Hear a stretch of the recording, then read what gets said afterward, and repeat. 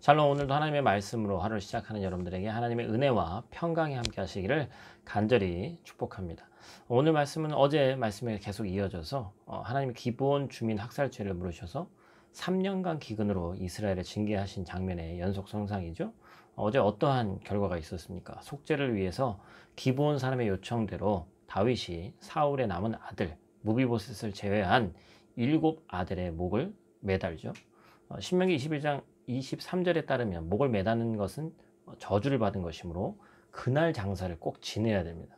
그냥 뒀다가는 그 땅까지 오염되기 때문이죠. 그런데 보니까 하나님이 진노를 푸시기까지 그대로 매달아 두었습니다.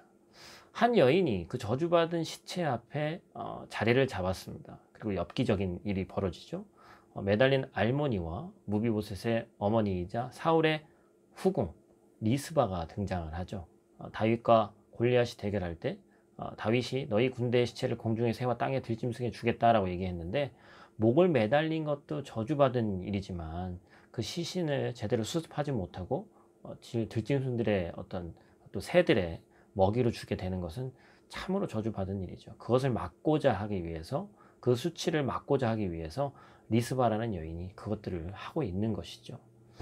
이 소식을 들은 다윗은 길르앗 야베스 사람들이 보관하던 사울과 요나단의 뼈까지 함께 가져와서 이들과 함께 장사를 지냅니다.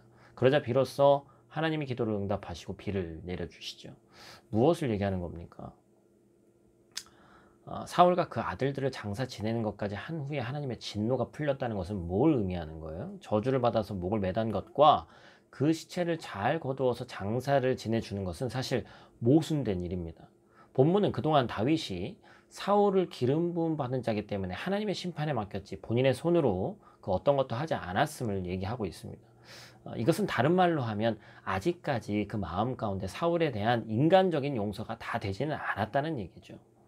하나님은 다윗이 정식으로 장례 절차를 진행함으로써 사울 왕과의 악연의 끝을 완벽하게 회복시키시고 또한 그 묵은 감정을 온전히 하나님 앞에서 털어내게 하십니다. 사랑하는 성도 여러분, 우리 또한 오래 묵은 감정이 있는 사람들이 있을 수밖에 없습니다. 왜냐하면 사람은 감정과 관계의 동물이기 때문에 그렇죠. 믿음의 사람들은 다른 사람이 먼저 손 내밀기를 기다리는 것이 아니라 우리가 먼저 믿는 사람이기 때문에 손 내밀 줄 알아야 된다는 것이죠. 계속해서 영적으로 깨어있는 자의 즐거움, 또한 하나님을 믿는 자, 하나님을 따르는 자의 즐거움은 하나님의 섭리 중에서 믿음의 동역자를 만난다는 것입니다. 오늘 본문을 보니까 다윗도 사람이기 때문에 영적으로 육적으로 지칠 때가 있었죠. 그럴 때마다 하나님은 그의 전쟁을 도우시는데 백전노장 다윗도 전쟁하다가 힘이 소진될 수도 있다는 것이에요. 15절 말씀 보니까 피곤했다고 얘기하죠. 우리 인생도 마찬가지입니다. 우리 인생이 육적으로 영적으로 지쳐있을 때 악한 마귀 사탄은 그때를 참 어떻게 알고 총공격을 하죠. 오늘 본문을 보니까 무서운 거인족 장수를 보냈던 겁니다. 아마 블레셋에 골리앗과 같은 어떤 거인족이 있었던 것 같아요. 그때마다 본문을 보니까 더 용맹한 영적 용사들이 와서 다윗을 돕습니다. 본문 17절에 보니까 아비새와 같은 그런 인물이죠. 그러면서 뭐라고 얘기합니까?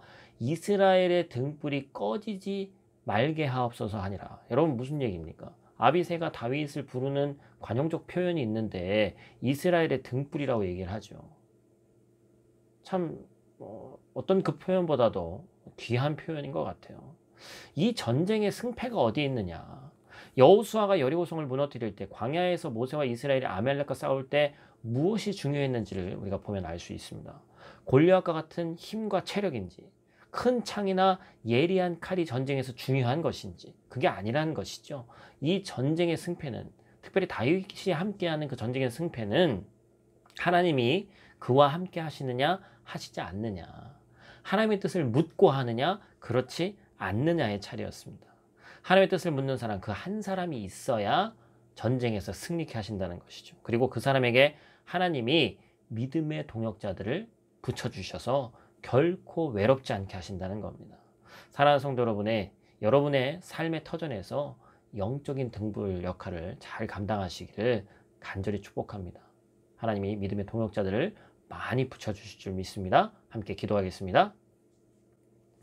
하나님, 감사를 드립니다. 인간인지라 캐캐 묵은 감정이 있고 인간인지라 털어버리기 힘든 많은 요소들이 있습니다.